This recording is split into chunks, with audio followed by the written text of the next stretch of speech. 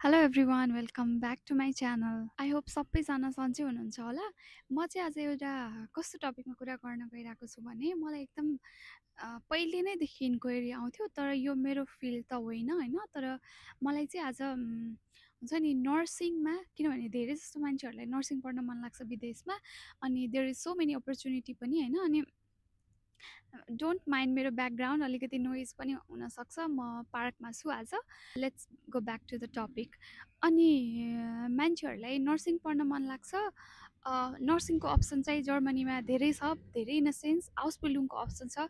अनि ब्याचलर गर्ने हो कि होइन आउसबिल्डिङ गर्ने हो कि त्यो भएको भएर चाहिँ मान्छेलाई के गर्दा ठिक हुन्छ त, what is better, what can I do होइन, त्यो चाहिँ अलिकति कन्फ्युज भएको देखिरहेको हुन्छु कि मैले धेरैजना दाजुभाइ दिदीबहिनीहरूलाई। सो आज त्यसको बारेमा डिस्कस गर्न गइरहेको छु। मैले आउसबिल्डिङ र बिएससी नर्सिङलाई चाहिँ सँगसँगै कम्पेयर गरेर अनि हजुरको लागि कुन बेटर हुन्छ, या हुन्छ नि अब हजुरको लागि कुन बेटर हुन्छ त मलाई थाहा हुँदैन, तर यु क्यान चुज। मैले सबै डिस्क्राइब गर्दाखेरि चाहिँ okay what is better for you भनेर हजुरले चुज गर्न सक्नुहुन्छ।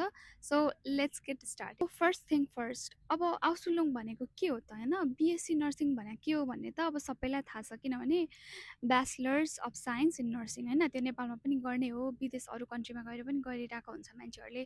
सो हाउसबिल्डिङ भनेको नयाँ कन्सेप्ट हो हाम्रो नेपालको लागि, किन भन्दाखेरि युजुअली अरू कन्ट्रीमा हामीले खासै गएको हाउसबिल्डिङ गर्ने भन्ने सुनिँदैन होइन। सो म हाउसबिल्डिङबाटै स्टार्ट गर्छु।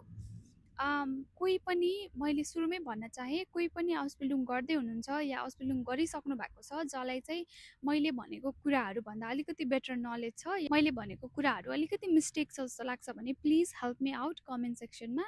किनभने यो रिसर्च गरेको हो होइन, म आफै एक्सपिरियन्स गरेको छैन यो चिज, तर पनि केही छ त्यस्तो भयो भने चाहिँ please help in comment section. What is house building? House building भनेको चाहिँ के हो भन्दाखेरि एउटा भोकेसनल ट्रेनिङ भनेको पनि के हो त भन्नुहुन्छ भने, हामीले नेपालमा डिप्लोमा गर्छौँ नि, हामीले नर्सिङको डिप्लोमा गर्छौँ, कतिजनाले इन्जिनियरिङको डिप्लोमा गर्नुहुन्छ, एचए गर्नुहुन्छ, के गर्नुहुन्छ नि डिप्लोमा +2 नगरेर एसएलसी सकेपछि हजुरले गर्ने कोर्स, त्यसलाई चाहिँ भन्छ यहाँ जर्मनीमा हाउसबिल्डिङ। अनि हाउसबिल्डिङ कसरी पढ्न मिल्छ, हाउसबिल्डिङको लागि को एलिजिबल हुन्छ त भन्दा नेपालमा एसएलसी या +2 पास गरेको हुनुपर्छ, युजुअली +2 नै भनौँ। B1 कुनै कुनैमा, नत्र म्याक्सिमम् B2 लेभलको ल्याङ्ग्वेज पास गरेको हुनुपर्छ। अनि त्यो सबै भइसके पछाडि चाहिँ हजुर यहाँको डिप्लोमा कोर्सको लागि एलिजिबल हुनुहुन्छ। हजुरले आफ्नो डकुमेन्टहरू ट्रान्सलेट गर्नु पऱ्यो होइन, त्यो सबै गर्नु पऱ्यो। अनि हजुरले चाहिँ अप्लाई गर्नुहुन्छ। अप्लाई कसरी गर्ने?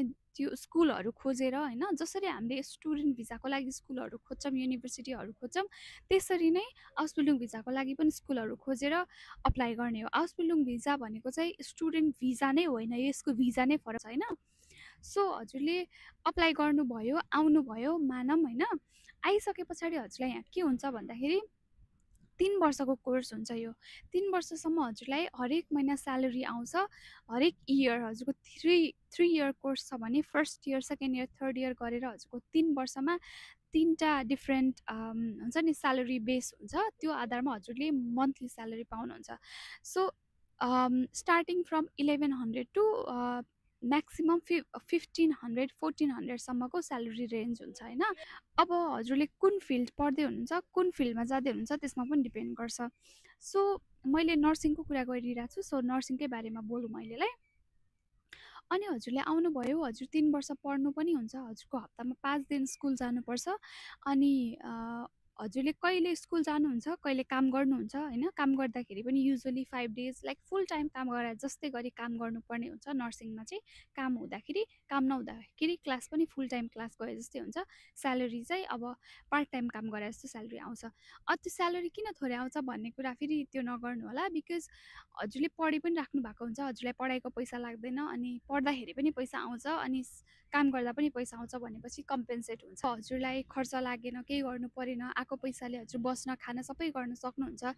अनि हजुरले पढाइसकेर पिआर पाथवेको लागि पनि सजिलो हुन्छ, जर्मनीमा सेटलमेन्ट हुनको लागि पनि सजिलो हुन्छ, जब फिक्स जस्तै हुन्छ, किनभने 3 वर्षसम्म हजुरले अलरेडी प्र्याक्टिकली काम गरिसकेका हुन्छ होइन। अनि यसमा चाहिँ के ड्रब्याक छ, यो चाहिँ एकाडेमिक डिग्री होइन हजुरलाई, अरू पनि कुनै कन्ट्री मुभ हुनु पऱ्यो। फर इक्जाम्पल हजुरले ब्याचलर्स गर्नुभयो भने हजुरलाई मास्टर्स गर्न अरू कन्ट्री जान मन लाग्यो भने पनि जान मिल्यो। आउसबिल्डिङ गरेर हजुरले मास्टर्स गर्न मिल्दैन, हजुरले गर्ने ब्याचलर्स हो, किनभने यो भनेको +2 लेभल हो नि त, डिप्लोमा जस्तो हो नि त। सो हजुरलाई गुड्स पनि छ, ब्याच पनि छ, अब हजुरको हातमा छ होइन, हजुरलाई पैसा खर्च नगरिकन आउन मन छ। अनि हजुरलाई चाहिँ हुन्छ नि, अब ब्याचलर्स मास्टर्स भन्दा पनि मलाई चाहिँ एउटा डिग्री भन्ने कि अब के भन्ने, एकाडेमिक डिग्री होइन, भोकेसनल ट्रेनिङ लिन्छु अनि म ट्रेनी भइसके पछाडि चाहिँ मैले काम गर्छु, स्यालेरी कमाउँछु। अनि हजुरले त्योभन्दा फर्दर पढ्न मन लाग्यो भने वाइटर बिल्डिङ गर्न मिल्छ, हाउस बिल्डिङभन्दा माथिको त्यो गर्छु भन्न पनि पाउनुभयो। तर यो चाहिँ एकाडेमिक सेक्टरसँग कुनै पनि सरोकार हुँदैन यो चिजको लागि। सो राम्रो पार्ट पनि छ, नराम्रो पार्ट भनेको त, नराम्रो पार्ट भनेको त त्यही हो, एकाडेमिक डिग्री होइन, एकाडेमिकली हजुरलाई सपोर्ट गर्दैन होइन, ब्याचलर गर्न त पाइयो तर मास्टर्सहरू गर्न मिल्दैन भन्ने कुरा हो। सो यति कुरा भयो हाउस बिल्डिङको बारेमा। अनि वाट इज बिएससी नर्सिङ, अनि कसरी गर्ने त बिएससी नर्सिङ भन्ने कुरा होइन। बिएससी नर्सिङ अलि झन्झटिलो छ, त्यही भएर धेरै जस्तो नेपालबाट मान्छेहरू आउँदाखेरि चाहिँ हाउस बिल्डिङ नै गर्न आउनुहुन्छ। किन झन्झटिलो छ भन्दाखेरि फर्स्ट थिङ फर्स्ट हजुरलाई कमन इन्ट्रान्स एक्जाम पास गर्नुपर्छ नेपालको। अनि त्यसपछि अब हजुरले +2मा बायोलोजी लिएर हुन्छ नि पढेको हुनु पऱ्यो। अनि हजुरले 1 वर्ष आइसके पछाडि 1 वर्ष चाहिँ हजुरले स्टुडेन्ट कलेक्ट गर्नुहुन्छ, त्यो भनेको इन्ट्रान्स प्रिपरेसन जस्तै हो। त्यो पढेर त्यति बेला हजुरले ल्याङ्ग्वेज इम्प्रुभ गरेर अनि त्यो पास गरेर अनि बल्ल हजुर फर्दर पढ्न थाल्नुहुन्छ। सो टोटल गर्दाखेरि 4 वर्षको कोर्स हुन्छ, 1 वर्षको स्टुडेन्ट कलेक्ट र 3 इयर्स ब्याचलर गरेर, जर्मनीमा चाहिँ 3 इयर्स ब्याचलर हुन्छ। सो त्यसको फाइदा र बेफाइदाको कुरा गरौँ है त। फाइदा भनेको हजुरको एकाडेमिक डिग्री भयो, एकाडेमिकली हजुरले मास्टर्स गर्न सक्नुभयो, हजुर अरू कन्ट्री मुभ हुँदा पनि हजुरको ब्याचलर्सको लेभल त्यही नै रहन्छ होइन। अनि हुन्छ नि मास्टर्स गर्न पाइयो, एकाडेमिकल्ली स्ट्रङ हुन पाइयो। तर ड्रब्याक्स भनेको चाहिँ हजुरलाई टाइम धेरै लाग्ने भयो, हजुरले स्टुडेन्ट कलेक्ट पास गर्नै पर्ने भयो। अनि नेपालबाट आउने बेलामा चाहिँ जसरी हामी अरू ब्याचलर्स गर्न आउँछौँ के भन्छ ब्लक अकाउन्ट खोलेर ब्लक अमाउन्ट राखेर त्यो प्रोसेस गर्नुपर्छ। अनि अर्को कुरा भनेको हजुरको ल्याङ्ग्वेज लेभल चाहिँ नर्मली C1 मागिरहेको हुन्छ बिएससी नर्सिङ गर्नको लागि, B2देखि C1, युजली C1 माग्छ भनेको अलिकति बढी ल्याङ्ग्वेज लेभल चाहियो यतातिर हाउस बिल्डिङ गर्नुभन्दा। तर सिक्युरिटीको हिसाबले फर्दर हुन्छ नि अलिकति पैसा धेरै कमाउन सक्ने चान्स, या त कतै पनि वर्ल्ड वाइड जता पनि मुभ गर्न सक्ने पोसिबिलिटी, त्यो कुराहरू चाहिँ बिएससी नर्सिङले दिन्छ, त्यो फ्रिडम।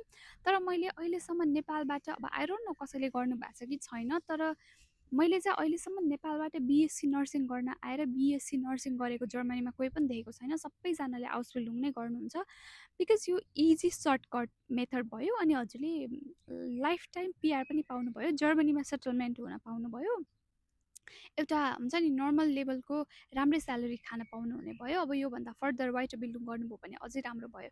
सो अब हजुरलाई के गर्न मन छ त, हजुरलाई जर्मनीमा पढेर ब्याचलर्स गरेर मास्टर्स गर्न मन छ होइन, एमएससी नर्सिङ गर्न मन छ, हजुरलाई एकदम धेरै स्यालेरी हुन्छ नि आउने जब गर्नु पऱ्यो, हजुरलाई धेरै पैसा कमाउनु छ, हजुरलाई अरू कन्ट्री फर्दर मुभ हुन पनि पोसिबिलिटी होस् भन्ने लाग्छ भने चाहिँ choose BSc nursing. It's hard तर नट इम्पोसिबल होइन। मलाई ठिकैको लेभलको स्यालेरी भए हुन्छ, मलाई चाहिँ नर्मल सेटलमेन्ट चाहिएको छ अनि लाइफ लङ सिक्युरिटी चाहिएको छ मात्रै भन्नुहुन्छ भने चाहिँ house building is very good option.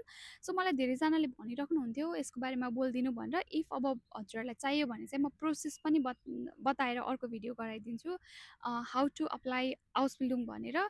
फेरि पनि भन्दैछु मेरो फिल्ड होइन, म रिसर्च गरेर भन्ने हो। सो कसैलाई अफेन्सिभ लाग्यो भने चाहिँ you can just write me or comment in comment section. Student visa कसरी अप्लाई गर्ने भन्ने त टन्नै भिडियो गराइसकेको छु। अनि स्टुडेन्ट भिजा चाहे ब्याचलर्सको लागि होस् चाहे मास्टर्सको लागि होस् प्रोसेस एउटै नै हुन्छ।